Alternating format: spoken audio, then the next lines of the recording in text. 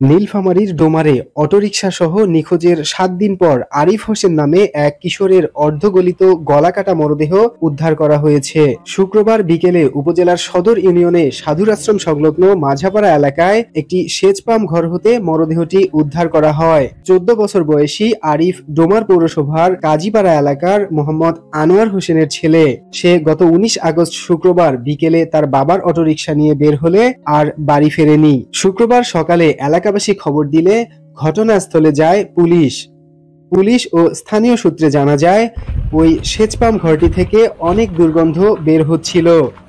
দরজা খুলে দেখা যায় মরিচের শুকনা গাছ দিয়ে সম্পূর্ণ শরীর ঢাকা। পরবর্তীতে পুলিশ, ডিবি ও সিআইডি যৌথভাবে মরদেহের সুরতাহাল রিপোর্ট তৈরি করে লাশ ময়না তদন্তের জন্য নীলফামারী জেনারেল হাসপাতাল মর্গে পাঠায়। অর্ধগলিত মরদেহ দেখে কেউ চিনতে না পারলেও সেখানে পড়ে থাকা স্যান্ডেল ও ঘড়ি দেখে নিখোঁজ আরিফের বোন প্রাথমিকভাবে তাকে শনাক্ত করে।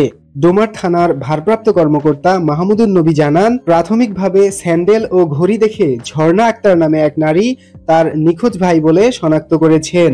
ময়নাতদন্ত করে পরবর্তী আইনানুগ ব্যবস্থা গ্রহণ করা হবে বলে জানিয়েছেন তিনি।